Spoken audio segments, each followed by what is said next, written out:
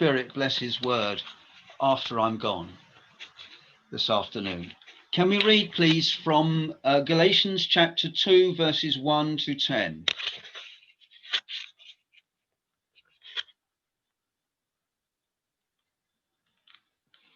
పరిశుద్ధాత్మ దేవుడు మేము చేయనుగాక.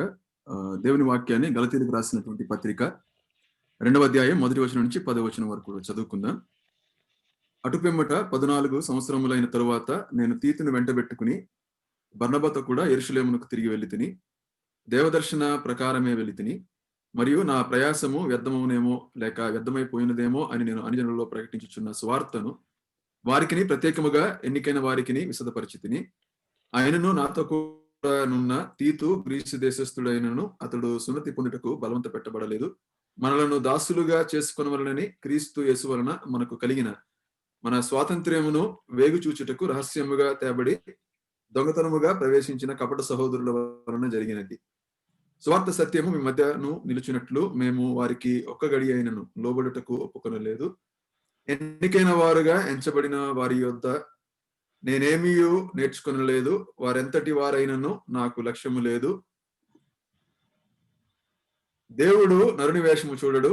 ఆ ఎన్నికైన వారు నాకేమీ ఉపదేశింపలేదు. అయితే సున్నతి పొందిన వారికి బోధించుటకై సువార్త పేతురుకి ఎలాగో అప్పగింపబడినో అలాగూ సున్నతి పొందని వారికి బోధించుటకై నాకు అప్పగింపబడినని వారు చూచినప్పుడు, అనగా సున్నతి పొందిన వారికి అపోస్తలుడవుటకు పేతురునకు సామర్థ్యము కలుగజేసిన వాడే అన్యజనులకు అపోస్తలుడవుటకు నాకును సామర్థ్యము కలుగజేసినని వారు గ్రహించినప్పుడు, స్తంభములుగా ఎంచబడిన యాకోబు, కేఫా, యోహాను అనువారు నాకు అనుగ్రహింపబడిన కృపను గనుగొని మేము అన్యజనులకును తాము సున్నతి పొందిన వారికిని అపోస్తలుడిగా ఉండవలనని చెప్పి తమతో పాలివార మగుటకు సూచనగా నాకును బర్నబాకును కుడి చేతిని ఇచ్చిరి.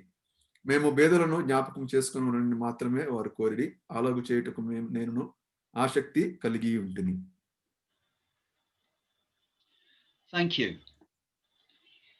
We might wonder why God gives the history to show why the gospel is from God.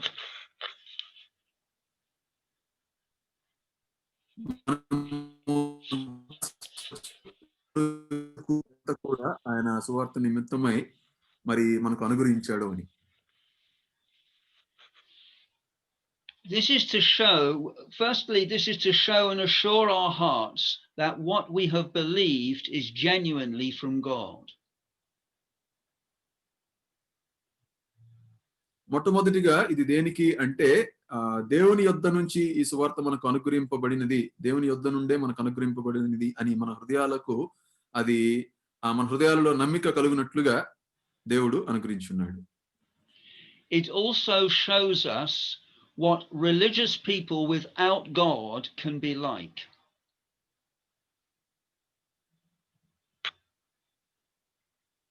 అంత మాత్రమే కాదు, ఇది ఏమి చూపిస్తుంది అంటే మరి మత సంబంధమైనటువంటి వారు కూడా ఏ విధముగా ఉంటారో దాన్ని కూడా తెలియజేస్తుంది. It also gives us an example of what God can do when he steps into a life when they trust Christ as their savior.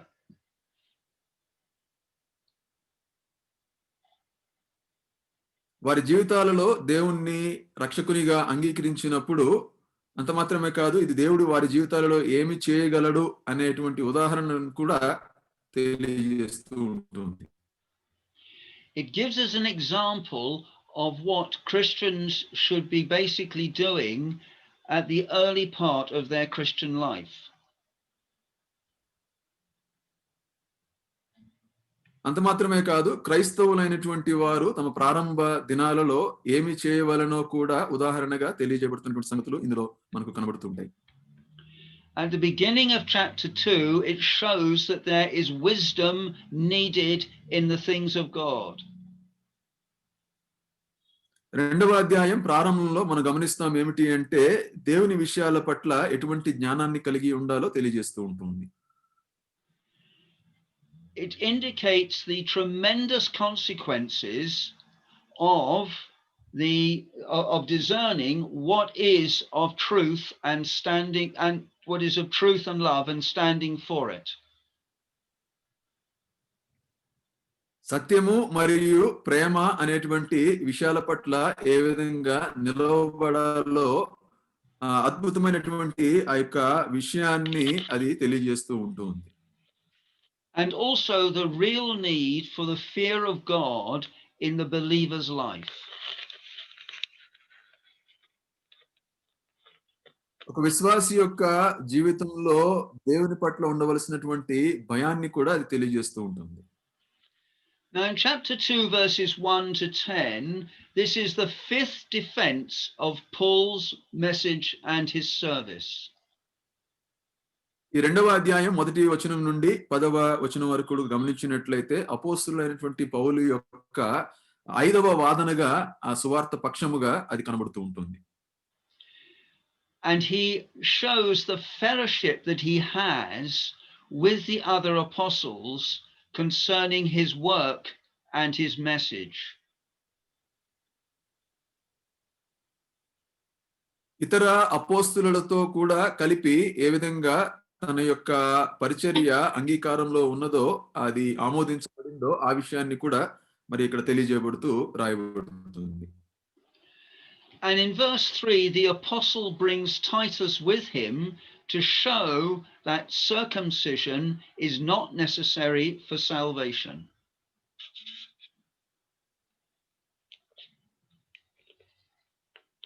మూడవ వచనంలో అపోస్తలుడైనటువంటి పౌలు తీతును వెంటబెట్టుకుని వస్తూ ఉన్నాడు. అంత మాత్రమే కాదు, మరి రక్షణకు సంబంధముగా సున్నతి ఏమాత్రము కూడా అవసరం లేదు అని తెలియజేస్తూ ఉన్నాడు. And this shows how early on in the church the Satan tried to corrupt the truth of God. దేవుని యొక్క సత్యాన్ని ఈ సంఘములో ఏ విధంగా తప్పుద్రోవ పట్టించాలో మరి అపవాది ప్రయత్నాలు చేస్తూ ఉంటాడు ఈ విషయాలలో అని చూస్తాం. You'll notice that these people who came in, they're called false brethren. అక్కడ సంఘంలోనికి వచ్చినటువంటి కొందరిని బట్టి అక్కడ రాయబడిన మాట కపట సహోదరులు అని రాయబడింది అని పిలువబడుతూ ఉన్నారు. So right at the beginning of the church, the devil was having a go at the things of God. ప్రారంభ దినాలలో సంఘము పట్ల అపవాది ఏ విధంగా అక్కడ ముందుకు వెళ్తూ ఉన్నాడో అబద్ధ విషయమే అక్కడ కనబడుతూ ఉంటాయి. These false brethren displayed their falseness by adding to Christ. ఈ కపట సహోదరులు వారి యొక్క కపటత్వాన్ని ఏ విధంగా తెలియజేస్తూ ఉన్నారు అంటే క్రీస్తునకు వీరు మరికొన్ని సంగతులు జతపరచుటను బట్టి. They didn't come in openly, but they came in stealthily. వారు బహిరంగంగా వారు సంఘంలోనికి ప్రవేశించలేదు గాని వారు కపటముగా రహస్యముగా ప్రవేశించినట్లుగా మనకు కనబడుతూ ఉంటుంది. They were brought in probably because they knew people in God's church or God's assembly. బహుశా వారు సంఘములో ఇతర విశ్వాసులను ఎరిగి ఉండటను బట్టి వీరు సంఘంలోనికి తీసుకురాబడ్డారు. They didn't come in openly, so they didn't tell everybody what they were really thinking. వీరు బహిరంగంగా రాలేదు కాబట్టి వారు ఏమైనా ఆలోచన చేస్తూ ఉన్నారో అది ఎవరికి కూడా మరి తెలియలేదు. They came in so that they could watch the liberty of the Christians. వారు ఎందుకు ప్రవేశించారు అంటే క్రైస్తవులు పొందినటువంటి స్వాతంత్ర్యాన్ని వారు వేగు చూడడానికి వారు వచ్చినట్లుగా చూస్తాం. But instead of wanting to follow the great truth of Christ, they were wanting to bring the believers into bondage.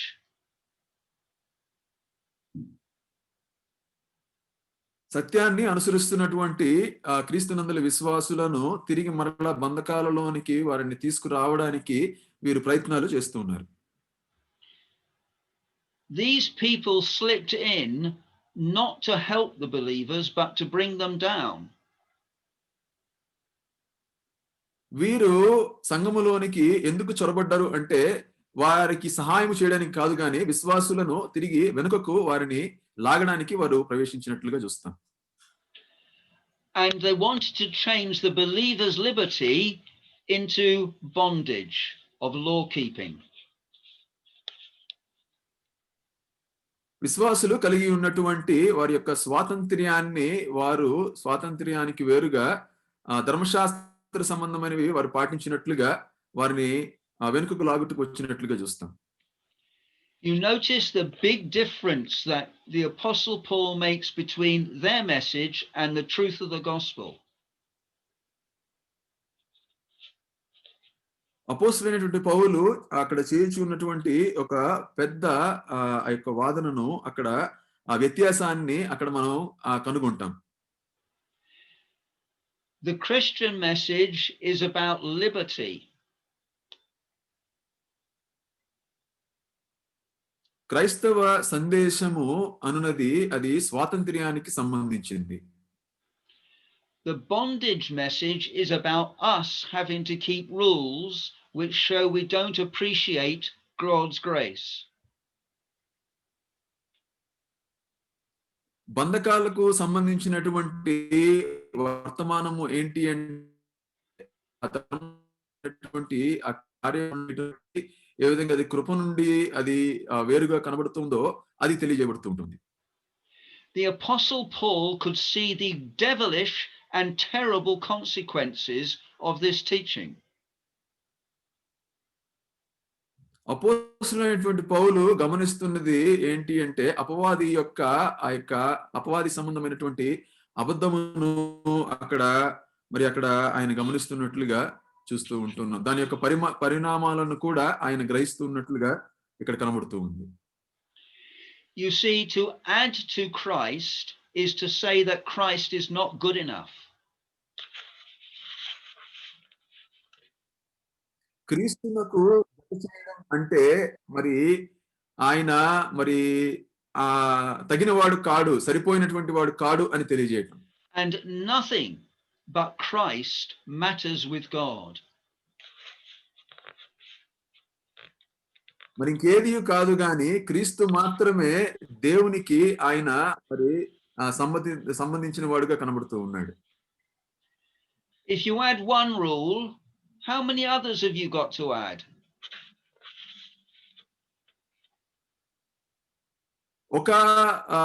ఒక ఆజ్ఞను గాని మనము అక్కడ సూత్రాన్ని గాని మనం జత చేసినట్లయితే ఇంకా ఎన్ని ఆజ్ఞల యొక్క సూత్రాలు క్రీస్తునకు మనం జత చేయవలసి ఉంటుంది. Where does God say that we have to add rules to Christ? ఎక్కడ దేవుడు సెలవిచ్చాడు క్రీస్తునకు మరలా తిరిగి ఈ ధర్మశాస్త్ర సంబంధమైనటువంటి ఆజ్ఞలు గాని సూత్రాలు గాని నియమాలు గాని అవి జత చేయాలి అని చెప్పి. And the Apostle Paul properly names it bondage. అపోస్తలుడైనటువంటి పౌలు దీనికి ఆయన పెడుతున్నటువంటి పేరు ఏమంటే బంధకము అని ఆయన తెలియజేస్తున్నాడు. You see, the problem with us is that we think we've got to do something for God. మనతో ఉన్నటువంటి సమస్య ఏంటి అంటే మనమేదో దేవుని కొరకు చేయాలి అనేటువంటి ఆలోచనలో ఉంటూ ఉంటాం. But what God has done through his grace is everything that we need for total forgiveness and total acceptance with him. కానీ దేవుడు తన కృప ద్వారా జరిగించింది అది మాత్రమే చాలు దేవుని ఎదుట మనము సంపూర్ణంగా అంగీకరించబడడానికి క్షమించబడటానికి. And so in verse 5 we find the vigorous opposition of Paul against this devilish teaching. కాబట్టి 2వ అధ్యాయం 5వ వచనంలో మనం గమనిస్తాం అపోస్తలుడైనటువంటి పౌలు యొక్క సువార్తకు వ్యతిరేకముగా అక్కడ అపవాది సంబంధమైనటువంటి అబద్ధ బోధ అక్కడ కనబడుతున్నట్లుగా చూస్తాం. He says we did not submit to this teaching for even 1 hour. ఒక్క గడి అయినా సరే మనము ఇటువంటి బోధకు ఎంత మాత్రము మనము లోబడలేదు ఒప్పుకొనలేదు అని తెలియజేస్తూ ఉన్నాడు. And despite being in the minority, Paul and those with him knew they had the truth.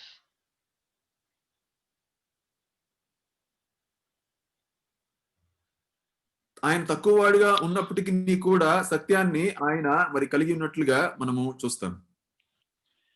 So he and those that were there stood for the truth so that the truth could remain with the Christians in Galatia. కాబట్టి గలతీయులో ఉన్నటువంటి ఆ యొక్క విశ్వాసులతో కూడా తానును మరి నిలిచి ఉండడాన్ని బట్టి మరి అక్కడ సువార్త పక్షముగా వారు నిలబడినట్లుగా అక్కడ మనం చూస్తాం. And not only the truth to remain then, but down the centuries of time to us as well.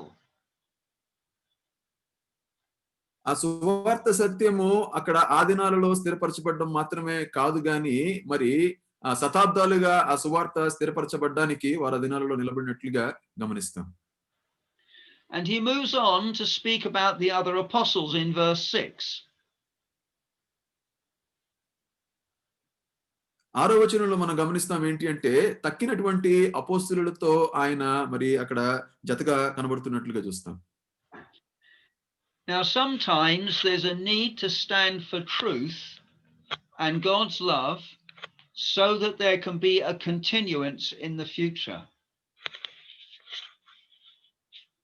కొన్నిసార్లు మనము సత్యానికి అట్లానే ప్రేమతో కూడా సంబంధంగా మనం నిలబడవలసి ఉంటుంది. ఎందుకు అంటే దేవుని యొక్క ఆ యొక్క ప్రేమను ముందుకు కొనసాగించడానికి. It isn't always easy, but there is an adverse consequence if we don't stand for God's truth and love.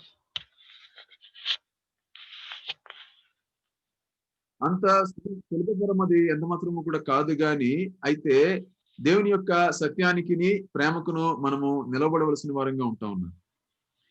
And here in verse 6, the apostle Paul goes on to show his recognition with the other apostles. తక్కినటువంటి అపోస్తులతో కూడా మరి అపోస్తులైనటువంటి పౌలు ఏ విధంగా సంబంధాన్ని కలిగి ఉన్నాడో దాన్ని తెలియజేస్తున్నాడు. Now he makes a statement which can sound derogatory, that is against them. అక్కడ బహుశా అది మనకు అనిపించవచ్చు. అక్కడ ఉన్నటువంటి 6వ వచనంలో ఏంటంటే వారికి వ్యతిరేకంగా ఆయన ఉన్నాడు అనేటువంటి విషయం బహుశా మనకు ఆ విధంగా అనిపించవచ్చు. He talks about those who seemed to be somewhat. అక్కడ కొంత తక్కువగా మాట్లాడుతూ ఉన్నట్లుగా అక్కడ మనకు కనబడుతూ ఉంటుంది. What he was actually saying was that these people were well thought of and held in high consideration. అక్కడ వాస్తవంగా ఏం తెలియజేస్తూ ఉన్నాడు అంటే ఈ తక్కిన అపోస్తలులందరూ కూడా చాలా మరి వారు కలిగినటువంటి యొక్క జ్ఞానము చాలా అధికముగా ఉన్నది. మరి వారి ఎదుట మరి వారు ఏ విధంగా ఎంచబడిన వారుగా ఉన్నారో తెలియజేస్తున్నాడు. Paul mentions James and Cephas and says they were reputed or thought of as responsible guides in God's church or assembly. దేవుని యొక్క సంఘాలలో ఏ విధంగా దేవుడు మరి అపోస్తలులైనటువంటి కేఫాను అట్లనే యాకోబును ఆయన నియమించుకున్నాడో దేవుని సంఘాన్ని నడిపించటానికి అది తెలియజేస్తూ ఉన్నాడు. And the apostle Paul says, whatever they were makes no matter to me.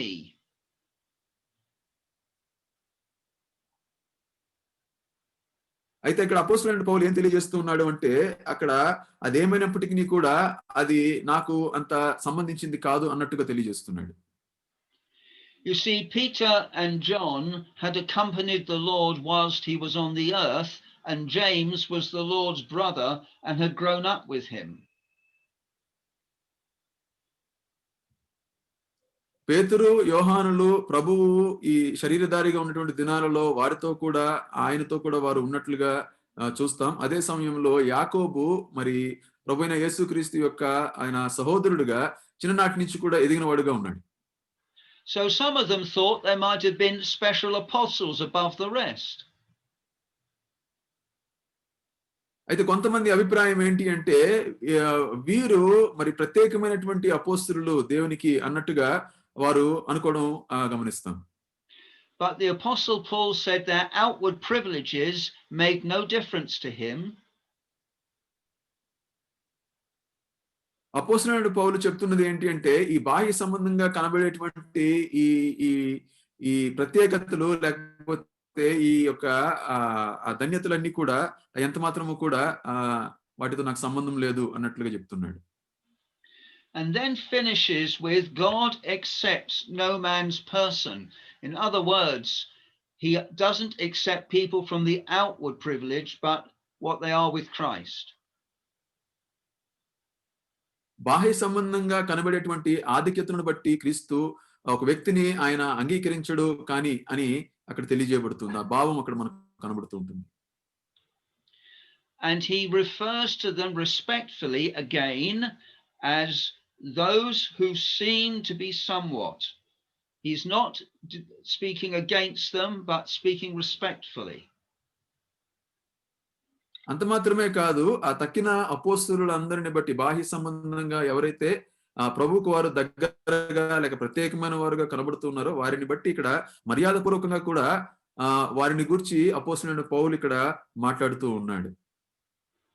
And he says those apostles that were held in high repute added nothing to him.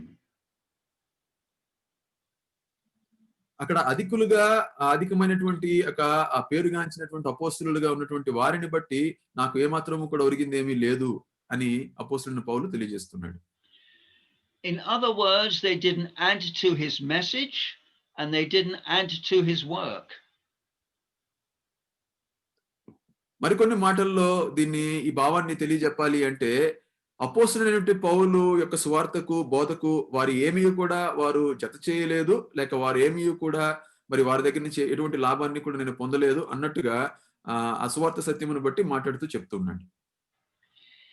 In other words, although he had been independent of them, the same God had taught him as well as them. అదే విధముగా మరి అపోస్తలుడైన పౌలు తాను తక్కిన అపోస్తలుల అందరి యొద్ద నుండి స్వతంత్రుడుగా వేరుగా ఉన్నప్పటికీ కూడా దేవుడు వారికి ఏ విధంగా బోధించాడో అదే రీతిగా నాకును బోధించాడు అని పౌలు గారు ఇక్కడ తెలియజేస్తున్నాడు. So in other words, the message he preached independent of them was the same message they preached. తాను స్వతంత్రుడుగా తాను ప్రకటిస్తున్నటువంటి అదే సువార్తను మరి తక్కినటువంటి అపోస్తలులు కూడా వారు కూడా అదే సువార్తను ప్రకటిస్తూ ఉన్నారు అని తెలియజేస్తూ ఉన్నాడు. So he was in unity with the apostles. కాబట్టి ఈ విధముగా చూస్తే ఆ తక్కిన అపోస్తలులతో కూడా తాను మరి ఐక్యతతో ఉన్నట్లుగా తెలియజేస్తూ ఉన్నాడు. This he established in verse 2 when he went and spoke privately to them. రెండవ వచనంలో ఈ విషయాన్ని స్థిరపరుస్తూ తెలియజేస్తూ ఉన్నాడు. ఎప్పుడైతే మరి తాను వ్యక్తిగతంగా వెళ్ళి వారితో మాట్లాడాడో అపోస్తలులతో ఆ విషయాన్ని బట్టి దానిని స్థిరపరుస్తూ ఉన్నాడు. And these people, the great apostles, saw that there was a committal of God to two people.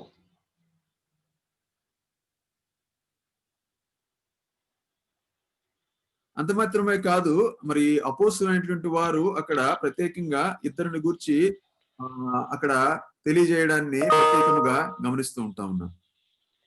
They saw that the gospel of the uncircumcision was committed to Paul.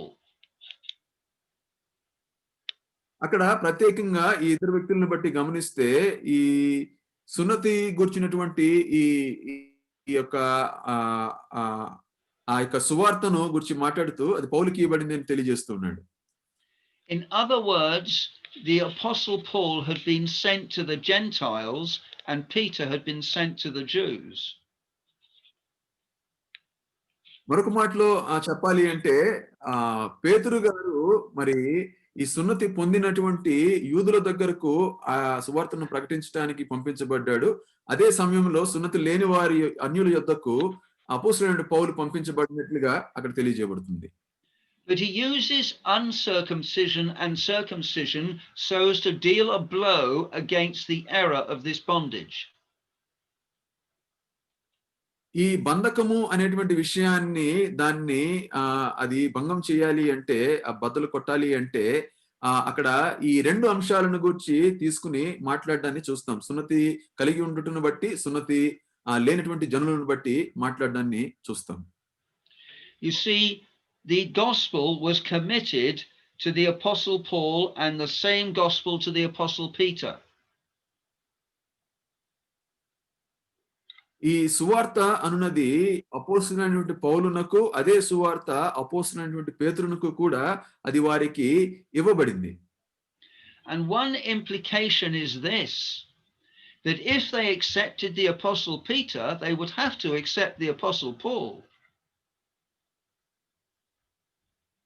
ఒకవేళ అపోస్తలుడైనటువంటి పేతురు గారిని వారు అంగీకరించినట్లయితే మరి అపోస్తలుడైనటువంటి పౌలు యొక్క సువార్తను కూడా వారు అంగీకరించవలసినటువంటి ఒక అక్కడ అవసరత అనేది కనబడుతూ ఉంది. And if they rejected the message that Paul gave, they were rejecting the message that Peter gave. వారు గాని ఒకవేళ అపోస్తలుడైనటువంటి పేతురు పౌలు గారి యొక్క సువార్తను తృణీకరిస్తూ ఉంటే పేతురు యొక్క సువార్తను కూడా వారు తృణీకరించవలసి ఉంటుంది. And it wasn't just that the message was committed both to Paul and to Peter. అది కేవలము పౌలునకును పేతురునకును మాత్రమే అది ఇవ్వబడి ఉండలేదు గాని. But in verse 8, the same power was seen in both of them.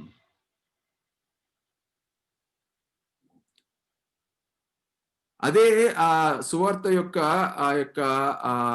శక్తి అనున్నది వారిద్దరిలో కూడా అది కనబడుతూ ఉంది.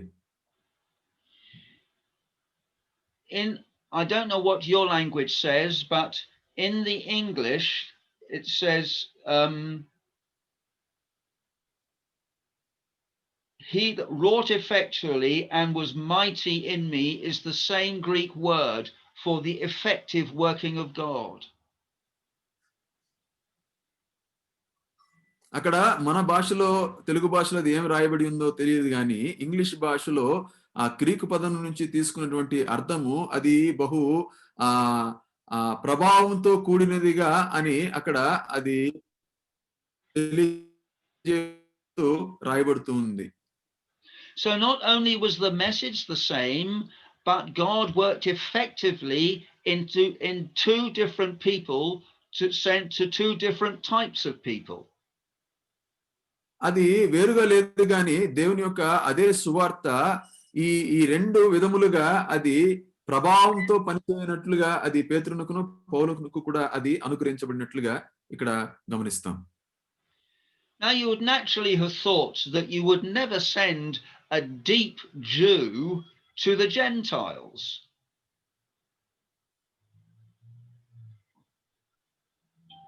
Pardon me, brother. You would never think that Paul would send a very religious Jew to the Gentiles. మనం ఎప్పుడు కూడా ఈ విధంగా అనుకున్నాము. ఎందుకు అంటే బాగా భక్తి కలిగినటువంటి ఒక యూదుడైనటువంటి పౌలు గారు అన్యుల మధ్యకు పంపించబడతాడు అని.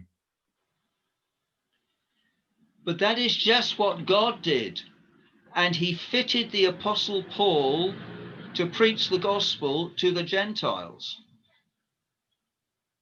కానీ అది దేవుడు దానిని జరిగించాడు.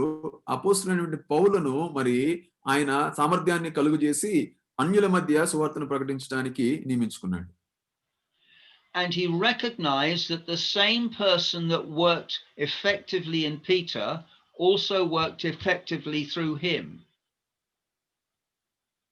ఏ సామర్థ్యంతో ప్రభావవంతంగా పేతురులో పనిచేశాడో ఆ దేవుడే అదే సామర్థ్యాన్ని మరి పౌలు గారిలో కూడా ఆయన ప్రభావవంతంగా కలుగజేసి ఆయన సువార్తను ప్రకటించినట్లుగా చూస్తాం. Now these pillars amongst the church also recognized what was given.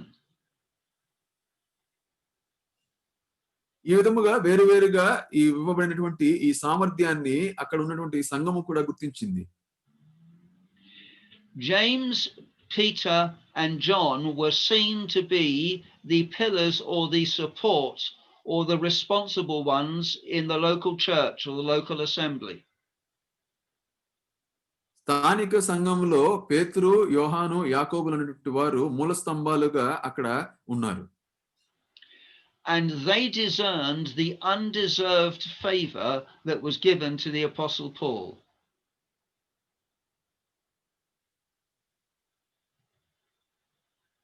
Pardon, brother? And they saw the undeserved favor or grace that was given to the Apostle Paul.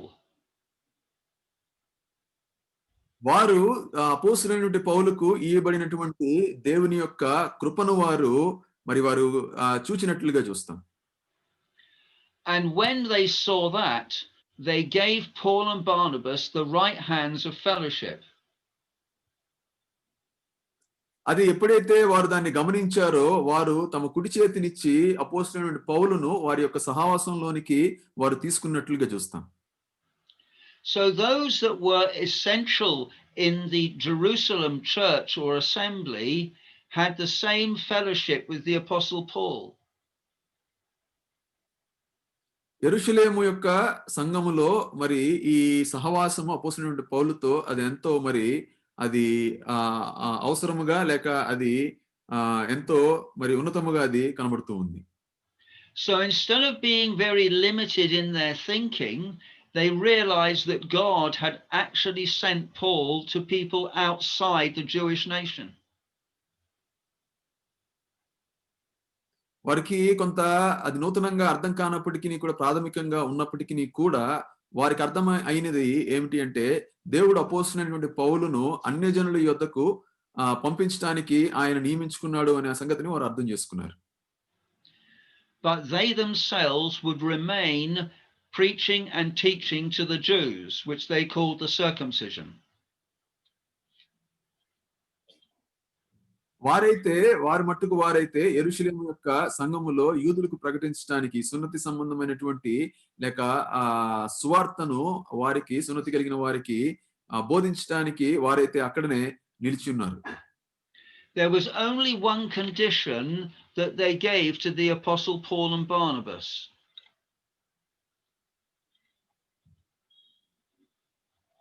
వారు ఒక నియమాన్ని మాత్రమే వారు నియమించారు అపోస్తలుడైనటువంటి పౌలునకును అట్లానే బర్నబాకును. And that was this, that they would remember the poor, which Paul said he was forward to do. అదేమిటి అంటే వారు బేదలను జ్ఞాపకం చేసుకోవాలి ఏదైతే పౌలు ఉద్దేశించి ఉన్నాడో అనేటువంటి విషయాన్ని బట్టి. Now we read nothing about what the apostle did for poor people. కానీ ఎక్కడ కూడా మనము అపోస్తలుడైనటువంటి పౌలు బేదలకు ఏం చేశాడు అనేది ఎక్కడ కూడా మనము సాధారణంగా గమనించాం. But that was obviously part of his message because he said he was forward to do it. కానీ అది ఆయన యొక్క ఆ యొక్క సువార్త యొక్క ఆ పరిచర్యలో భాగంగానే అది కనబడుతూ ఉంది. So the apostle Paul has demonstrated that the teaching of these false brethren is totally wrong as agreed by a number of factors. అపోస్తలుడైన పౌలు మరి కపట సహోదరుల యొక్క బోధ నుంచి అది సంపూర్ణముగా అది అబద్ధము అని తెలియజేస్తూ ఎన్నో విషయాలు దానికి అంగీకారంగా దానికి అనుబంధంగా ఉన్నాయని అవి తెలియజేస్తూ ఉన్నాడు. He has shown that the apostles are in full fellowship with him. అంత మాత్రమే కాదు అపోస్తలులైనటువంటి అందరూ కూడా తనతో ఏ విధంగా సహకారులుగా కూడా ఉన్నారో ఈ సువార్త పరిచర్యలో సువార్త విషయమై సత్యము విషయమై దాన్ని కూడా తెలియజేస్తున్నాడు. Those apostles saw that he was given the gospel to the Gentiles and they to the Jews. వారు ఏమని గమనించారు తక్కిన అపోస్తలులందరూ అంటే కూడా అన్యులకు సువార్తను ప్రకటించడానికి దేవుడు అపోస్తలుడైనటువంటి పౌలును ఆయన నియమించుకున్నాడు. అట్లానే మమ్ములను మరి యూదులకు సువార్తను ప్రకటించడానికి నియమించుకున్నాడు అని గ్రహించారు. So the apostle Peter and the apostle Paul were preaching the same message. కాబట్టి అపోస్తలుడైనటువంటి పేతురు, అపోస్తలుడైనటువంటి పౌలు ఇద్దరు కూడా అదే సువార్తను, ఒకే సువార్త సత్యమును వారు బోధిస్తూ వచ్చారు. And God was also prepared to work effectively through Peter and through Paul. అంత మాత్రమే కాదు, దేవుడు ఇద్దరిలోను, పేతురులోను అట్లనే అపోస్తలుడైనటువంటి పౌలులో కూడా ఆ సామర్థ్యాన్ని కలుగజేసి ప్రభావవంతంగా వారిని ఆయన వాడుకున్నాడు. And the apostles were happy to give Paul and Barnabas their fellowship. అపోస్తలుడు చాలా ఆనందించారు, సంతోషించారు వారి యొక్క సహవాసాన్ని. మరి బర్నబాకును అట్లానే పౌలునకును వారు ఆ సహవాసాన్ని, ఆ చేతిని వారు ఇవ్వడానికి. Those facts knocked down the supposed truth of having to add circumcision to salvation. ఈ సంగతులు అన్ని కూడా ఏదైతే సున్నతి అనున్నది మరి క్రీస్తునకు అది రక్షణ విషయంలో అది జత చేయాలో అనేటువంటి అసత్యమైనది ఉన్నదో వాటన్నిటినీ కూడా అది దూరం చేసినట్లుగా చూస్తాం. But then the apostle Paul could see that while Peter saw the truth, he wasn't totally living the truth. అపోస్తలుడైన పేతురు అదే సమయంలో గమనించింది ఏంటి అంటే, మరి అపోస్తలుడైనటువంటి పేతురు తాను బోధిస్తున్నటువంటి సువార్త సత్యాన్ని బట్టి అందులో ఆయన స్థిరంగా ఆయన నిలవబడటం లేదు అని. You see, there was a division still recognized by Christians between Jews and Gentiles that Paul saw was wrong. మరలా అక్కడ గమనించినట్లయితే అక్కడ ఉన్నటువంటి క్రైస్తవ విశ్వాసులు మరలా ఒక విభజన అనేది వారు చూస్తూ ఉన్నారు. రక్షించబడినటువంటి యూదులైనటువంటి వారు అట్లానే యూదేతరులను బట్టి, దానిని బట్టి పౌలు గారు మరలా అక్కడ ఆ విభజన గమనించిన వాడుగా ఉన్నాడు. You see, some of the truths of God affect our social lives, of course, as well as our spiritual lives.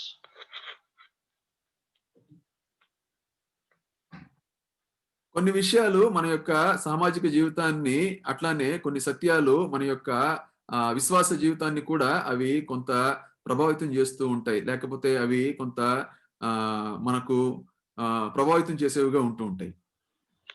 Now the apostle Paul could see the liberty of the gospel, and so he used to eat with Gentiles, and we read that in verse 12.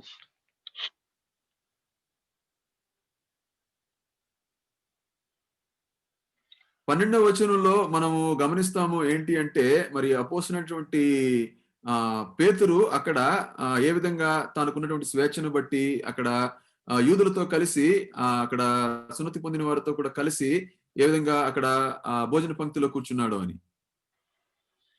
But when other apostles came along who didn't have the true liberty just then, Peter stopped eating with the Gentiles. మరి ఇతర యూదులైనటువంటి వారు అంటే ఇంకా ఎవరైతే ప్రభువును నమ్ముకోవడం లేదో వారు వచ్చినప్పుడు అక్కడ మరి పేతురు గారు అక్కడ అన్యుల మధ్య అక్కడ కూర్చున్నటువంటి పేతురు గారు అక్కడ నుండి లేచి మరి అక్కడ వెళ్ళినట్లుగా మనం గమనిస్తాం. You see, Peter was showing a fear of man, and that is the fear of the circumcised or the Jewish brethren.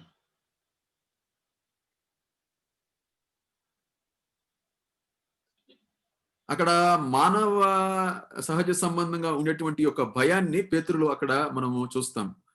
ఏమిటి అంటే అక్కడ మరి అక్కడ వచ్చినటువంటి యూదుల యొక్క ఆ యొక్క విషయాన్ని బట్టి అక్కడ భయపడి కొంత లేచినట్లుగా పేతురు మనకు కనబడుతూ ఉన్నాడు. And he was sadly showing some hypocrisy in his life. విచారకరంగా కొంత వేషధారణ అనున్నది అక్కడ తన జీవితంలో మరి వ్యక్తపరుస్తూ ఉన్నాడు.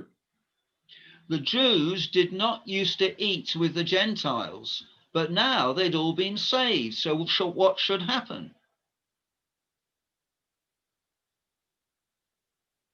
యూదులు అన్యులతో కలిసి ఎంత మాత్రం కూడా భోజనం చేసేటువంటి వారు కారు. కానీ ఇక్కడ ఏమవుతుంది ఇక్కడ? ఏం జరుగుతుంది వాస్తవంగా? These people said you should still not eat with the Gentiles, and so Peter didn't. కాబట్టి అక్కడ వచ్చినటువంటి కొంతమంది యూదులు మరి అక్కడ తెలియజేస్తున్నది ఏంటి అంటే, మీరు అన్యులతో కూడా కలిసి తినకూడదు అనేటువంటి ఆ విషయాన్ని తెలియజేయటాన్ని బట్టి పేతురు గారు అక్కడి నుంచి ఆ భయాన్ని బట్టి లేచినట్లుగా చూస్తాం. And such was the depth of the problem that even Barnabas and others were caught up with it as well. అంత మాత్రమే కాదు, ఈ విషయంలో బర్నబాను బర్నబాతో ఉన్నటువంటి ఇతర విశ్వాసులు కూడా ఆ విధంగా వారు పట్టుబడినట్లుగా ఆ విషయంలో కొంత గమనిస్తాం. And the apostle Paul saw that they didn't walk correctly according to the truth of the gospel. అపోస్తలుడైనటువంటి పౌలు మరి ఈ సువార్త సత్యం విషయంలో వారు సరిగా నడుచుకొనలేదు అని చెప్పి అక్కడ తెలియజేశాడు. So having faced the false brethren in the assembly, he now faces Peter.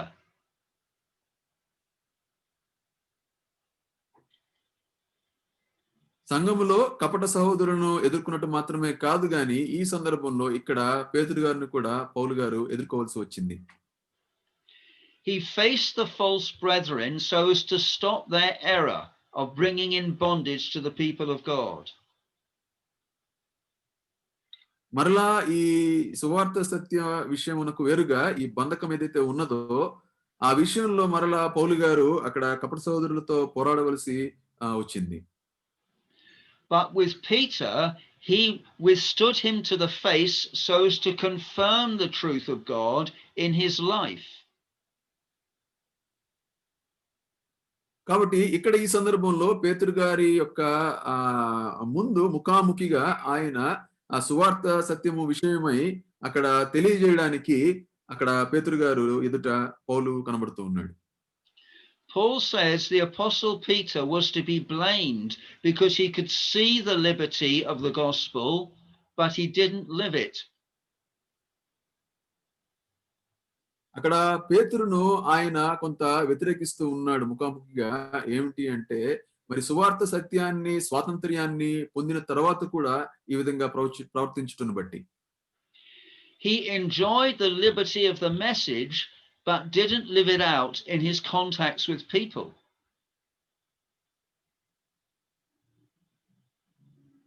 తాను పొందినటువంటి ఆ యొక్క స్వాతంత్ర్యాన్ని బట్టి ఆనందిస్తూ ఉన్నాడు పేతురు గారు. కానీ జీవించవలసి వచ్చినప్పుడు అక్కడ మరి ఆ విషయంలో లేని దాన్ని బట్టి అక్కడ పేతురు గారికి పౌలు గారు తెలియజేస్తూ ఉన్నాడు.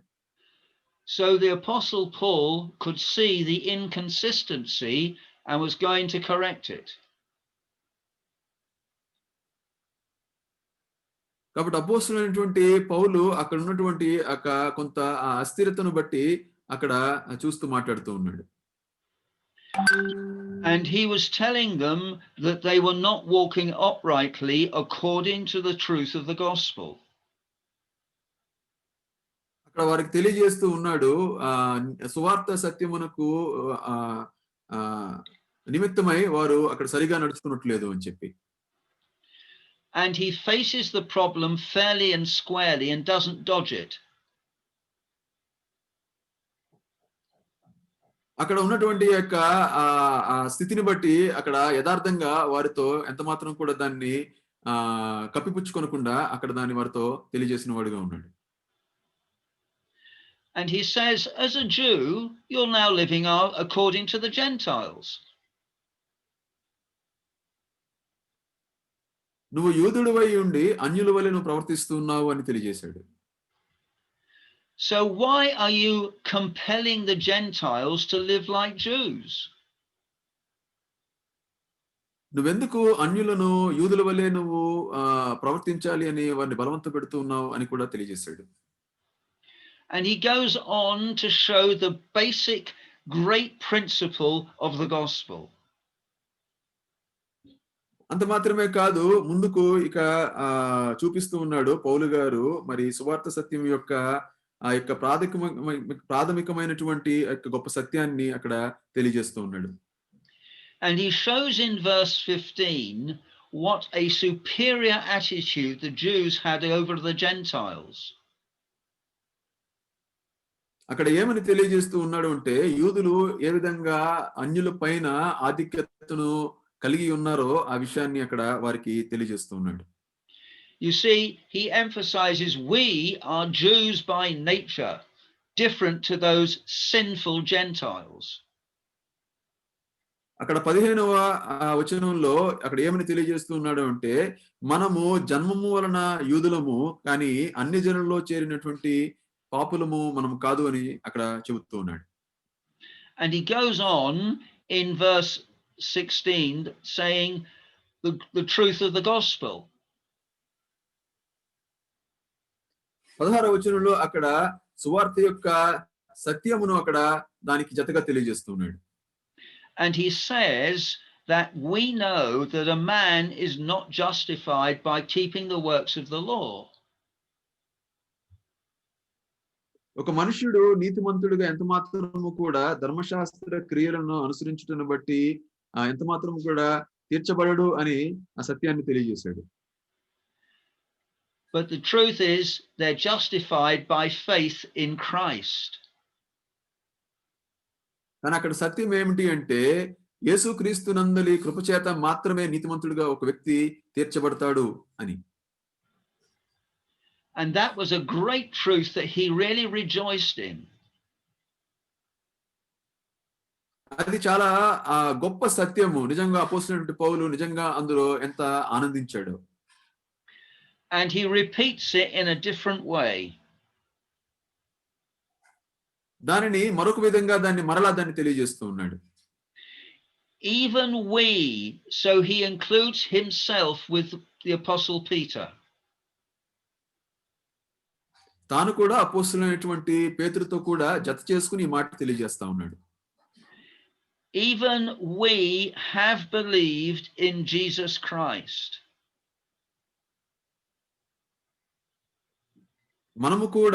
మేము కూడా ప్రభునందులో మనము విశ్వాసం ఉంచాము, ప్రభువైన యేసుక్రీస్తు నందలి విశ్వాసం ఉంచామని తెలియజెప్తూ ఉన్నాడు.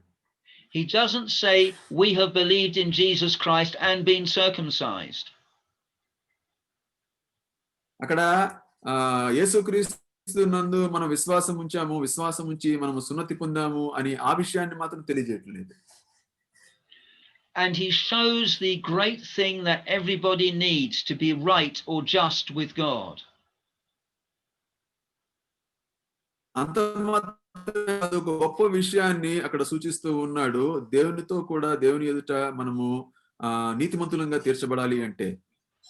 And he says that is done by faith in Christ and not by the deeds of the law. అదేమిటి అంటే, క్రీస్తు నందలి కృపచేతనైనటువంటి మరి విశ్వాసము ద్వారానే గాని క్రియల మూలముగా ఎంత మాత్రము కూడా కాదు అని. And he re-emphasizes that a third time by saying at the end of verse 16, for by the works of the law shall no flesh be justified. అంత మాత్రమే కాదు, మూడవసారి మరలా దీన్ని దృఢముగా దాన్ని తెలియజేస్తూ ఉన్నాడు. 16వ వచనం ఆఖరి వరుసలో ఈ విధంగా తెలియజేస్తూ రాస్తూ ఉన్నాడు, ధర్మశాస్త్ర సంబంధ క్రియల మూలమున ఏ శరీరియు కూడా నీతిమంతుడని తీర్చబడుడు గదా అని. He shows that this is a basic truth of the gospel, that you do not keep the law to be saved. కాబట్టి ఇది ఈ ప్రాథమికమైనటువంటి సువార్త సత్యము అని తెలియజేస్తూ దీనిని యందు నీవు స్థిరముగా నడుచుకున్నట్టు లేదు అన్నట్టుగా అక్కడ పేతురుతో ఆయన చెప్పినట్లుగా చూస్తాం. In fact, he is saying it is totally impossible to be saved by keeping the works of the law. అక్కడ మరొక విధంగా చెప్పాలి అంటే అక్కడ ఏమని తెలియజేస్తూ చెప్తూ ఉన్నాడు అంటే, మరి ధర్మశాస్త్ర సంబంధమైనటువంటి ఆ యొక్క క్రియలను మనం పాటించడం ద్వారా ఎంత మాత్రము కూడా నీతిమంతులంగా తీర్చబడము అని. And it doesn't matter when he says no flesh, It means it doesn't matter whether you're Jews or Gentiles, no one can be justified by the works of the law. కాబట్టి ఇక్కడ ఏ శరీరియు అని చెబుతూ ఉన్నప్పుడు అది యూదుడే కావచ్చు, అన్యుడే కావచ్చు, ఎవరైనప్పటికీ కూడా వారి యొక్క నీతి క్రియలను బట్టి దేవుని ఎదుట వారు నీతిమంతులుగా తీర్చబడరు, సమర్థించబడరు అని తెలియజేస్తున్నాడు. And so we'll finish this passage with the joy of that, and we'll see the implications, God willing, next time. It's faith in Christ that brings us to the wonderful position of being totally just with God. ఈ ఈ భాగాన్ని మనం ముగించుకుందాం. అందులో ఉన్నటువంటి యొక్క ఆనందాన్ని కొంత మనం ఆలోచన చేసి దేవుని ఎదుట ఏ విధంగా ఒక వ్యక్తి నీతిమంతుడిగా తీర్చబడతాడో అనేటువంటి యొక్క విషయాన్ని బట్టి తదుపరి భాగాల్లో దాంట్లో ఉన్నటువంటి దాని సంబంధిత ఆ విషయాలను కూడా ఆలోచన చేద్దాం.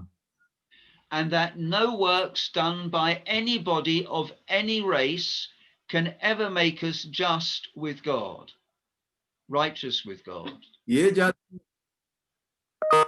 ఏ జాతిలోనైనా సరే, ఏ మనుషుల్లో నుంచి అయినా సరే, మరి వారి యొక్క క్రియలు ఏ విధంగా కూడా దేవుని ఎదుట వారిని నీతిమంతులుగా అయితే ఎంత మాత్రము కూడా తీర్చబడవు అనేది తెలియజేయబడుతూ ఉంది. Well, thank you, brother, for translating. We'll go on to the impact of that, but this is a truth to really rejoice in. Justified by faith, we have peace with God through our Lord Jesus Christ. Yes, brother.